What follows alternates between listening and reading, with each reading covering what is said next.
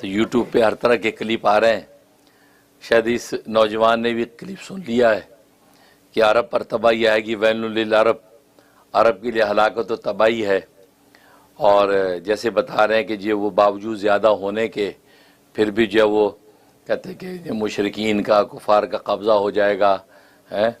और जैसे बता रहे हैं कि जब वो तो ये तो फिर तो मायूसी फैलने वाली बात है। जब ग्रेटर इसराइल बनना ही है तो फिर लड़ने की ज़रूरत है भाई, है। तो ये तो मायूसी की बात है। तो क्योंकि नबी ने कह दिया तो अब ये तो होना ही होना है। तो जब होना है तो फिर अब क्या करें, मायूस होकर बैठ जाएं। जैसे ये नौजवान जो है अलीम में भी मायूस हो रहे हैं कि यार क्या फ़ायदा लड़ने का, ये तो होगा ही होगा। तो भी अगर ये बात है तो मरना तो है ही है ना, मरना ही है ना। ये तो डेफिनेट, इससे ज़्यादा हटल हकीकत तो कोई नहीं है। तो मरना हर एक ने, तो मरने से बचने की कोशिश क्यों करते हैं फिर, मरने से बचने की कोशिश क्यों करते हैं। हालांकि ये तो मरने की हकीकत तो वो उस जंग वाली पेशेंगोई की हकीकत से ज़्यादा अटल है। लेकिन जैसे मरने के कोई हालात पैदा तो भागते हैं हम, जान बचा भी क्यों। उन्होंने कहा जब मरना ही है तो क्या कोशिश करनी है, मर जाओ भाई, है। क्यों जान बचाते हैं आप, तो आप वो एक चूंटी भी जान बचा के भागती है। चूंटी सोचती मेरी भी जान है भाई। तो कोई ऐसी जानदार चीज़ नहीं जो अपनी जान बचाने की ना भागे। जबकि इंसान को तो अल्लाह ने शऊर दे दिया कि मौत को अटल हकीकत करार दिया है, तो हम फिर मौत से बचने की कोशिश क्यों करते हैं। जब मौत से बचने की कोशिश करते हैं तो अगर नबी पाक सल्लल्लाहु अलैहि वसल्लम ने एक पेशन गोई बयान की है, जैसे आप कह रहे हैं किसी स्कॉलर के क्लिप के अंदर ऐसा सुना है, तो लिहाजा मायूसी पैदा होती है। उससे पहले तो आपको मौत के तसव्वुर से मायूसी पैदा होनी चाहिए।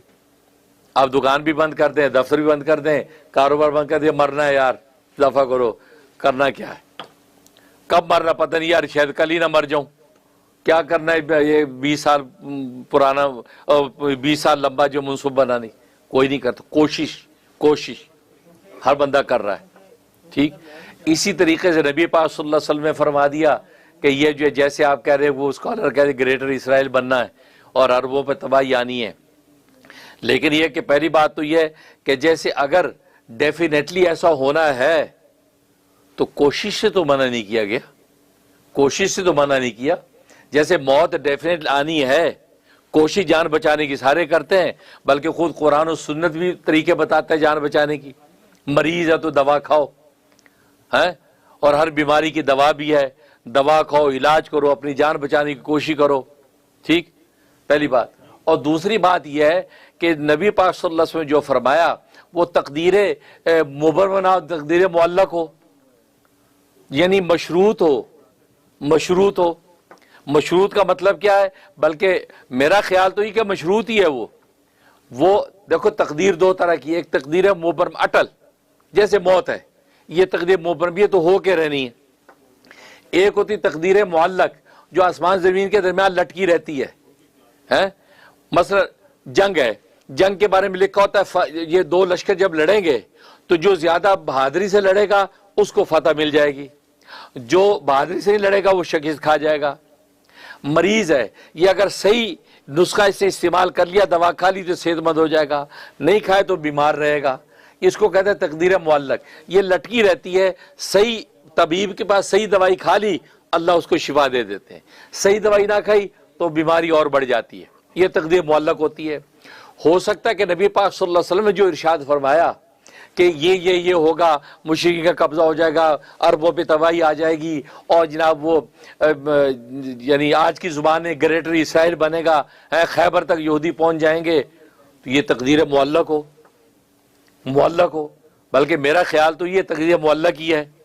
क्यों? इसलिए कि नबी ने जिस हदीस का आपने हवाला दिया है कि नबी पाक सल्लल्लाहु अलैहि वसल्लम फरमाया कि अरबों पर तबाही आएगी, और जनाब कहते हैं कि ऐसे दुश्मनान इस्लाम जो है इस तरह तुम पे टूटेंगे जैसे दस्तरखान के ऊपर खाने पड़े हों और खाने वाले टूटते हैं। तो सवाल करने वाला सवाल करता है, उम्मुल मोमिन सवाल करती है, क्या मतलब उस अरब कम होंगे, यानी लोगों की तादाद कम होगी? कि नहीं, तादाद बहुत ज्यादा होगी, अब से बहुत ज्यादा तादाद होगी। कि जब तादाद ज्यादा होगी तो फिर क्यों कोई इतनी जुर्रत करेगा? तो आपने फरमाया कि असल में इनमें वाहन पैदा हो जाएगा, वाहन, वाव हा, छोटा हा और नून, वाहन पैदा हो जाएगा। तो सवाल किया गया वाहन क्या चीज है? आपने फरमाया हुब्बु दुनिया व कराहितुल मौत, दुनिया की मोहब्बत पैदा हो जाएगी और मौत से डर पैदा हो जाएगा। ये दो चीजें पैदा इनके अंदर हो जाएंगी जिसकी वजह से ये कमजोर पड़ जाएंगे, तादाद ज्यादा होने के बावजूद। नतीजा ये कि दुश्मन पे गालिब आ जाएगा। ठीक, अब मैं ये कहता हूं, हो सकता है अहले इल्म की कोई और राय हो और अहले इल्म अपने हिसाब से तशरीह करते हो, लेकिन मेरी नाक़िस राय ये है कि यहाँ पर नबी पाक सल्लल्लाहु अलैहि वसल्लम ने ये इन अरबों की या मुसलमानों की शिकस्त को मशरूत किया वाहन के साथ। उनमें वाहन पैदा हो जाएगा तो ये चीज पैदा हो जाएगी। अगर वाहन का इलाज हो गया, वाहन पैदा ना होने दिया और उसकी बजाय दलेरी पैदा हो गई, दुनिया की मोहब्बत को काट दिया है और इसी तरीके से मौत से टकराने का जज्बा पैदा कर लिया, तो फतह शकीस फतह से बदलेगी कि नहीं? तो नबी तो ये फरमा रहे। तो चूंकि मशरूत, क्योंकि सबब के साथ जब कोई चीज बयान की जाए तो सबब ना रहे तो फिर हुक्म बदल जाता है। ठीक है ना? अब जैसे नबी पाक सल्लल्लाहु अलैहि वसल्लम ने गज़वा उहद में फरमाया था, देखो इस घाटी के ऊपर ये 55 सहाबा को, तुम इसके ऊपर बैठ जाना और तुमने ये जगह नहीं छोड़नी। इवन है कि हमारे जिस्मों के चीथड़े उड़ जाएं, हम कत्ल हो जाए, टुकड़े टुकड़े हो जाए, लेकिन तुमने ये जगह नहीं छोड़नी। कहा था, क्या मतलब था कि इस जगह पे बैठे रहना, हमारे साथ कुछ भी हो, शकीस तो फतह, आपने ये नहीं छोड़ना। इसका मतलब क्या था कि फतह जो है, फतह ये उस हुक्म के साथ मशरूत थी। अगर वहां टिके रहते वो, तो ओहद की फतह शिकस्त में ना बदलती। लेकिन उन्होंने ये देखा कि वो जबरदस्त फतह हुई है, ये तो कुफार सारे के सारे धकेल दिए गए और माल गनीमत का ढेर लग गया। अब उन्होंने अपने अमीर के साथ कहा कि जी, नबी के कहने का मतलब तो ये था कि भी जो अगर जो वो फतह शकीस्त हो तो ना छोड़े, मुकाबला करें। यहाँ तो फतह हो गई, मुझ तो वैसे भाग गया, अब हमारा यहाँ क्या काम है, माल गनीमत लूटते। तो अमीर ने कहा नहीं नहीं, नबी ने फरमाया कि नहीं, यहाँ से हिलना नहीं हमें। वो कहता नहीं नहीं नहीं, इख्तलाफ हुआ, उतर गए लोग, उतर के माल गनीमत जो है वो जमा करने लग गए। नतीजा क्या हुआ, वो खालिद बिन वलीद उस वक्त तक रजी अल्लाह तआला अन्हु नहीं थे, मुसलमान नहीं हुए थे। उन्होंने जब देखा कि वो जो मेन दर्रा खाली हो गया है, उन्होंने वहां से पीछे से दोबारा वापस आ गए और उधर से आए। जैसे अब वो जो सहाबा मौजूद थे चंद एक, उन्होंने मुकाबले कोशिश की, उन्होंने सबको तय तय कर दिया, क्योंकि इनफ तादाद नहीं थी। लिहाजा मुसलमान जो वो माल गनीमत जमा करने में लगे हुए थे, वो जब पीछे खालिद बिन वलीद का लश्कर आया और जो कुफार उधर भाग गए थे, उन्होंने जब पलट के देखा कि पीछे से खालिद बिन वलीद लश्कर लेके आ गया, वो भी वापस आ गए। दो तरफ से हमला, बीच में मुसलमान थे। इतना गुमसान की जंग हुई कि मुसलमानों की फतह शिकस्त से बदल गई। इवन खुद रसूलुल्लाह सल्लल्लाहु अलैहि वसल्लम के ऊपर जो है ऐसा जोरदार वार किया गया कि आपकी खोद की जो वो सारी कड़ियों से तलवार आपकी यहां तक पहुंच गई, नेजा मारा यहां तक, अंदर तक जो है वो घुस गई। और जिस साहबी ने वो निकालने की कोशिश की, उसके 9 दांत टूट गए और खून का फवारा फूट गया आप चेहरे अनवर से, आपके 2 दांत वाली शहीद हो गए और आप गड्ढे के अंदर जाके गिरे। तो गोया कि देखो, तो नबी ने कहा था ये नहीं छोड़ना, तो आपने मशरूत कर दिया था कि ये अगर तुम मजबूत रखोगे तो फिर फतह फतह रहेगी। तो देखो, वो जब चीज छूटी, शर्त हटी, तो हुक्म बदलेगा कि नहीं? बिल्कुल इसी तरीके से नबी ने जो इरशाद फरमाया कि ग्रेटर इसराइल जैसे लोग कह देते बनेगा, है, बहुत से स्कॉलर कहते हैं बन जाएगा और वहां तक आ जाएंगे, खैबर तक फतह हो जाएगी, ये हो जाएगा, वो हो जाए। भाई मैं ये कहता हूं कि नबी ने इसकी इल्लत बयान की है, वाहन बयान किया है कि अगर वाहन अगर पैदा हो गया और उनमें पैदा हो जाएगा वाहन, लिहाजा इस वजह से ऐसा होगा। लेकिन अगर आज उम्मत अपनी इस्लाह कर ले कि वाहन पैदा ना होने दे और कहे कि नहीं भाई ये इस वजह से हमें ये कमजोरी आएगी, नहीं, हम हुब्बे दुनिया को ठोकर मारते हैं और हम जो है वो मौत को गले लगाने को तैयार हैं, निकलते हैं, तो फतह शकीस फतह में बदलेगी कि नहीं? हुक्म बदलेगा कि नहीं?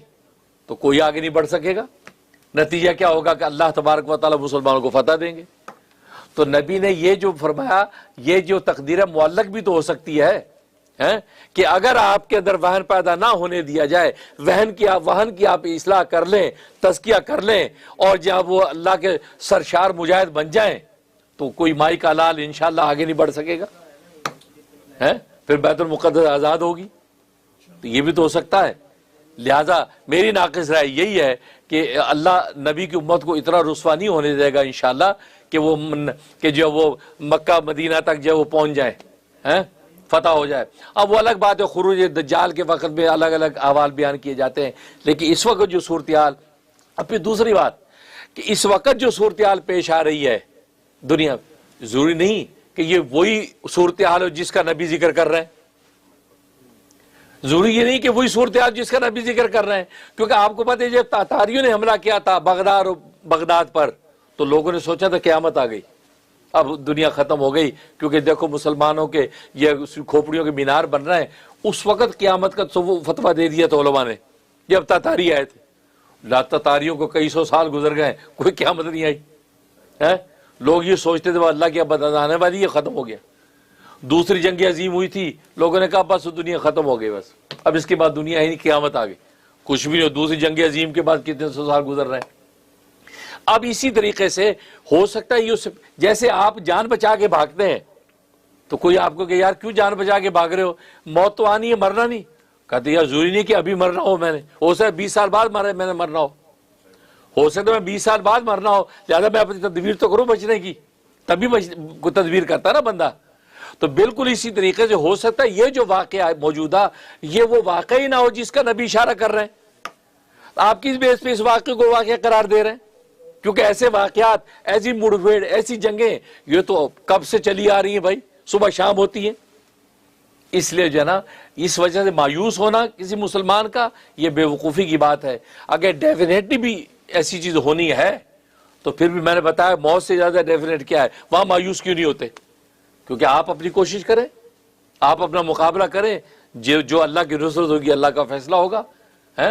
लेकिन आप मायूस क्यों? और फिर दूसरी बात जैसे मैं बताई कि वाहन पैदा जब नहीं होगा तो नतीजा क्या होगा, तो ये हुक्म भी नहीं आएगा और इंशाअल्लाह काफिर 1 इंच आगे नहीं बढ़ सकेगा। अल्लाह की मदद दूसरे मुसलमान के साथ रहेगी, इंशाअल्लाह अल्लाह मदद करेंगे।